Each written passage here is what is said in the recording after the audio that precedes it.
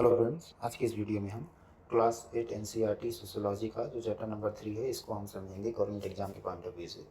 तो इस चैप्टर का नाम है हमें संसद क्यों चाहिए, और इस चैप्टर में बताया गया है कि संसद क्या है, इसकी आवश्यकता क्यों है और यह कैसे काम करती है, और भारत में संसद लोकतंत्र का सबसे महत्वपूर्ण हिस्सा है। तो बेसिकली यही सब बताया गया है। ठीक है, तो जो पहला टॉपिक आता है वो आता है संसद क्या है। तो संसद देश की सर्वोच्च कानून बनाने की वाली संस्था है।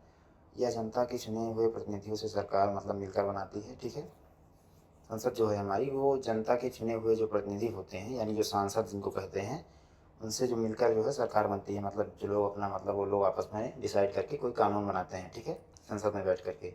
और संसद 3 भागों में बटी हुई है, 3 भागों से मिलकर बनी है, जैसे कि राष्ट्रपति, लोकसभा, राज्यसभा। ठीक है, तो हमें संसद की आवश्यकता क्यों है, ये टॉपिक आता है। तो देश के लिए कानून बनाने के लिए, जनता की समस्याओं को उठाने के लिए, सरकार को नियंत्रित करने के लिए, लोकतंत्र को मजबूत बनाने के लिए। ठीक है, संसद जनता की इच्छा का प्रतिनिधित्व करती है। ठीक है, फिर उसके बाद आता है लोकतंत्र और संसद। तो लोकतंत्र में जनता सर्वोच्च होती है, जनता अपने प्रतिनिधियों को चुनती है। ठीक है, चुने हुए प्रतिनिधि संसद में जाकर जनता की आवाज़ उठाते हैं। ठीक है, फिर इसलिए जो है संसद जो है सबसे लोकतंत्र का सबसे महत्वपूर्ण आधार है। ठीक है, उसके बाद आता है सार्वभौमिक वयस्क मताधिकार।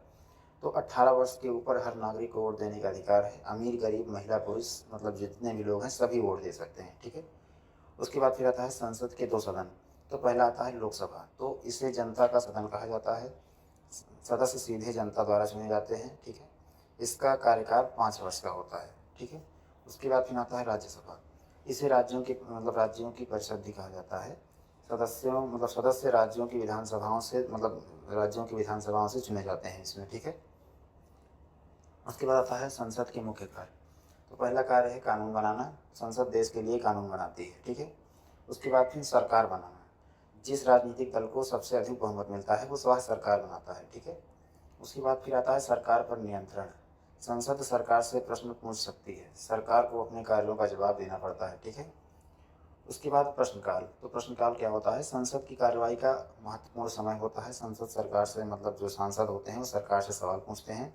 इससे सरकार जो है जवाबदेह बनती है। ठीक है, विपक्ष की भूमिका। तो विपक्ष की भूमिका क्या होती है, तो विपक्ष सरकार की गलतियों को सामने लाता है, जनता के मुद्दे उठाता है और लोकतंत्र को मजबूत बनाता है। ठीक है, उसके बाद फिर आता है गठबंधन सरकार। तो जब किसी दल को पूर्ण बहुमत नहीं मिलता है तो कई दल मिलकर जो है सरकार बनाते हैं। ठीक है, उसके बाद फिर आता है संसद का महत्व। तो जनता की आवाज़ संसद तक जो है पहुँचती है, लोकतंत्र मजबूत होता है, देश में कानून व्यवस्था जो है बनी रहती है। उसके बाद फिर आते हैं इस चैप्टर से संबंधित इम्पोर्टेंट पॉइंट, जैसे कि संसद कानून को बनाने वाली सर्वोच्च संस्था है। संसद के 2 सदन होते हैं, लोकसभा और राज्यसभा। लोकसभा के सदस्य जनता द्वारा चुने जाते हैं। और फिर आता है संसद सरकार को नियंत्रित करती है। फिर आता है प्रश्नकाल, संसद का महत्वपूर्ण भाग है। ठीक है, उसके बाद फिर महत्वपूर्ण शब्द इस चैप्टर के, जिनको अगर आप इस चैप्टर से रिलेट करके याद रखेंगे तो आपको चैप्टर को याद करने में आसानी होगी।